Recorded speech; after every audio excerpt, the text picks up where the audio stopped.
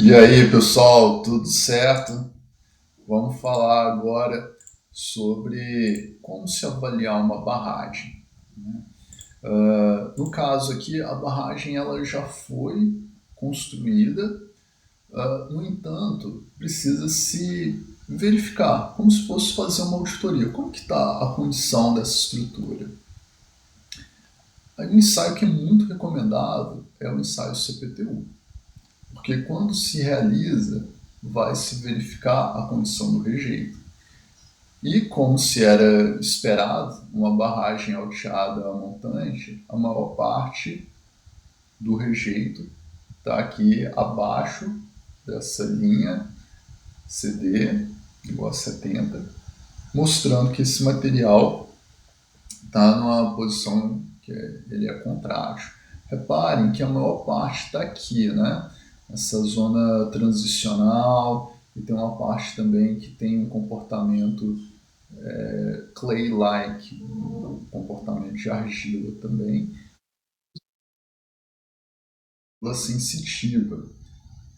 Esses materiais que estão nessa posição tendem a perder muita resistência, são materiais mais frágeis.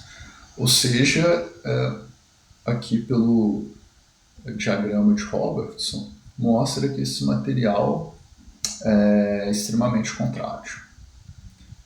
Quando se faz uma avaliação pela envoltória de Fear e Robertson, quando se plota aqui os resultados dos CPTUs, verifica-se também que o material está nessa posição, mostrando que ele é contrátil. Né? Então, reparem, se ele estivesse aqui fora, seria dilatante. Apenas nessa porção inicial, que ele está um pouco mais dilatante, provavelmente isso aqui deve ser por causa do NA. Às vezes o NA está aqui abaixo, logo que ele satura, já mostra que o material é contrátil. Quando esse material, quando está seco, ele não gera poropressões.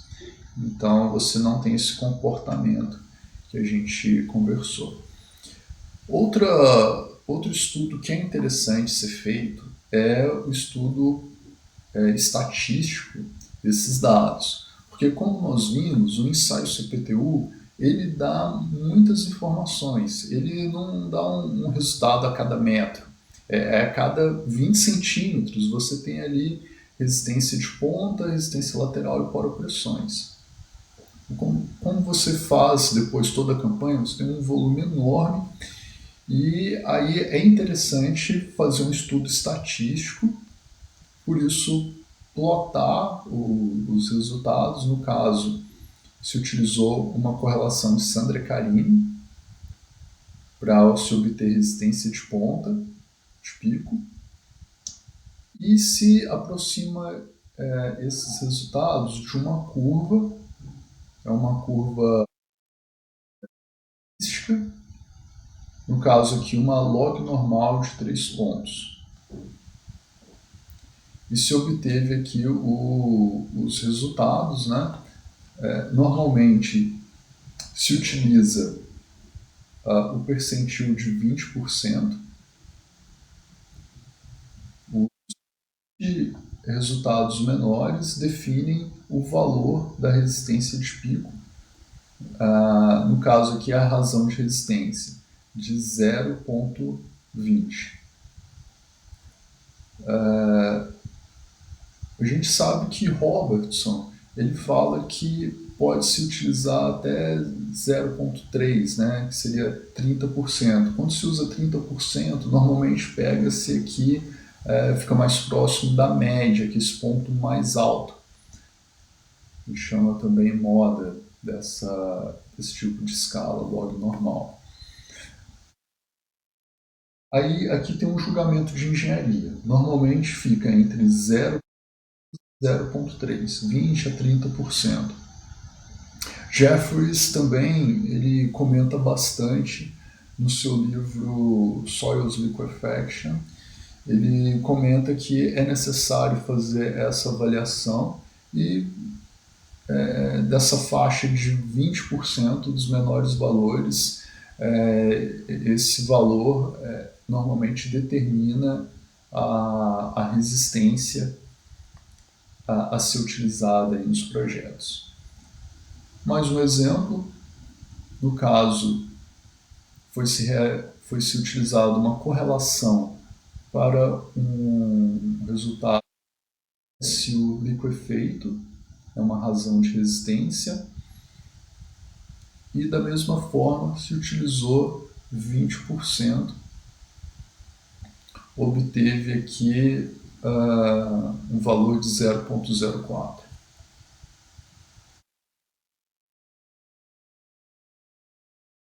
Foram plotados, se obteve aqui uma curva probabilística e se retira aqui o valor de 20% para se obter aí 0,04. Ou seja, são materiais que têm uma resistência liquefeita normalmente muito baixa, né? Muito característico, como nós comentamos, de materiais muito siltosos, né? Ou areia fina, e materiais que têm um índice de vazios mais elevado. É bem característico isso aqui. Além disso, foi-se realizado o Bunny Test, que é um ensaio da palheta. Verificou-se que a resistência não drenada de pico e a resistência não drenada residual. Aplica-se um torque na palheta quando ele chega a uma determinada profundidade. A primeira resistência é a de pico e depois, à medida que continua dando, essa resistência residual também foi avaliada. Verificou-se que a resistência de pico ficou muito próxima da correlação de Sandre-Karim, reparem, 0,2. No entanto, a resistência residual ficou mais elevada, 0,12. Então, existem ainda divergências de como se aplicar essas correlações para se obter parâmetros liquefeitos.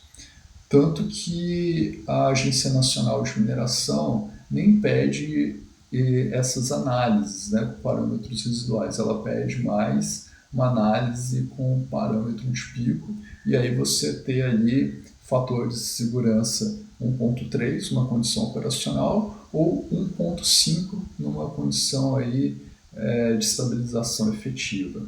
Nós comentamos isso em alguns vídeos anteriores. Tá? Então, pessoal, vamos ficando por aqui. Depois eu trago mais informações sobre essa avaliação dessa barragem. Tamo junto. Até mais.